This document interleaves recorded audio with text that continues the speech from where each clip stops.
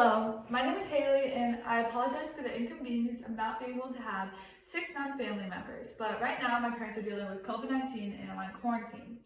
So I hope this does not get docked points and I'm very sorry for this and I hope that everything gets better and I'll be able to do it in front of 6 non-family members. Everyone has insecurities that they deal with on a day-to-day basis. People want to change certain features about themselves, they want to look like others, but physically, that's just not possible. You are you, and you can't look like somebody else. You just have to appreciate what you have. But something you can do is get cosmetic surgery. Cosmetic surgery is plastic surgery where doctors can change certain features about your body or your face, anything you want. And for me, I had a big insecurity about my ears because they look different than anybody else's. And that's just something that I dealt with at a very young age, but I didn't really care too much about it. It's just people pointing them out. So 6th grade, towards the end, my parents had scheduled me for a doctor's appointment. And I had no clue really what it was for, but I knew it had to be something about my ears, kind of, but I wasn't very sure. I was 11 years old, and that's when this all went down. And the doctors and my parents all noticed the appearance of my ears looked different than other kids. So we went there and the doctors had told me that I was missing folds in both of my ears, which missing folds means that your ears stick out not regularly and they poke out. And so they suggested me getting an otoplasty. An otoplasty is a type of plastic surgery where they take an incision in the back of the ear and then they put the stuff to make your ears go back and they stitch it up. It sounds pretty simple like how I'm explaining it, but to be honest, it was a very hard surgery because they said they had to be very precise and not mess anything up or anything, my ears could be damaged if they did. So I was very scared. I've never gotten surgery before, and the fact that this was somewhere close to my face, I was very scared, just nervous and terrified, not wanting to get it at all. They told me to go home and think about it, so that's what I said I would do, but I was set on not having my surgeries, being so scared. June summer going into 7th grade, they had scheduled another appointment for me to come back and talk about my ears. They tried and convince me again about doing the otoplasty and my parents encouraging me to do it too. I was very scared though and still set on the decision of no. But the decision time came towards the end of the appointment and they were all encouraging me and I knew they would just keep encouraging me every appointment we had, so I made the grand decision and just said yes. I was terrified, cried again, knowing that I was actually going to get it, but I knew in my heart that this would probably be the best decision for me. June 13th, 2018 was the day of the surgery. I had to be there at 8 a.m. in the morning, which is very early for me, so it was a rough day. Surgery was about a 3-hour process, which I knew I'd be there for a long day, being 3 hours plus everything else you have to do when you go to the doctors.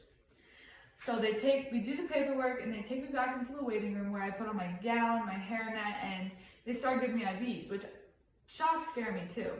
So did that, faced one of my fears, so that was good. But moments later, the doctor comes and he says that they're ready for me. So I say goodbye to my parents, they tell me good luck and all that, and I walk back into the surgical room. Funny thing is that my anesthesiast lives in my neighborhood, so on the way down to the room, we had a nice conversation about how we're neighbors and that took my mind off everything, so I really appreciate that. And I wake up hours later, just very unconscious and ready to leave. I was very nauseous, I didn't feel the best, and I just wanted to go home and rest. So we left the clinic, said thank you to all the doctors, and then I go home, try to take a nap, but it's very hard since I just got out of surgery and I don't know what's happening. But moments later, my best friend Ella Owenberg comes and surprised me at my house with a basket of all my favorite things. There was my favorite Canadian Milk Duds, there was sparkling grape juice, which I used to love. There was Panda Express, one of my favorite foods. There was Starbucks, just a lot of things that I love. And I really appreciated that so much. And we also didn't want to just waste my day in thinking it was such a bad day for getting my surgery, so we did all the things that we love doing. So we went to the movies, we went mini golfing, we went shopping. We also went to Thursday on Main because all my friends wanted to see me and my new ears. So that's what we did. It was a fun-filled day, and I really appreciated all my friends going through with all that and planning it out for me. The worst part of this experience was having to sit upright for a whole week on a very uncomfy recliner.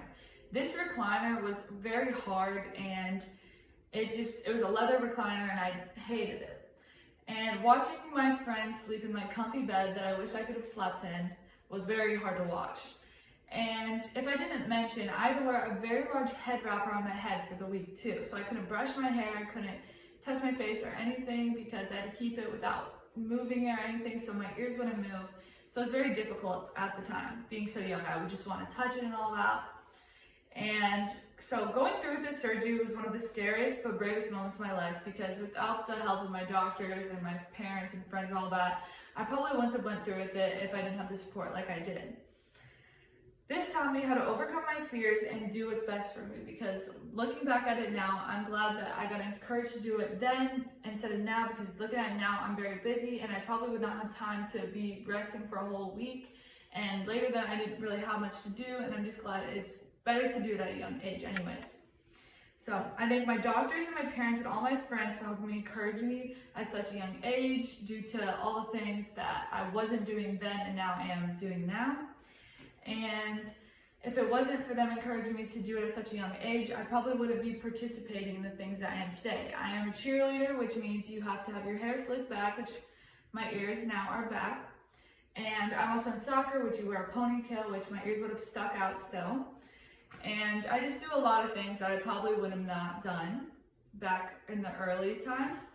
But as you can see, my ears, they stick back now, if you can tell.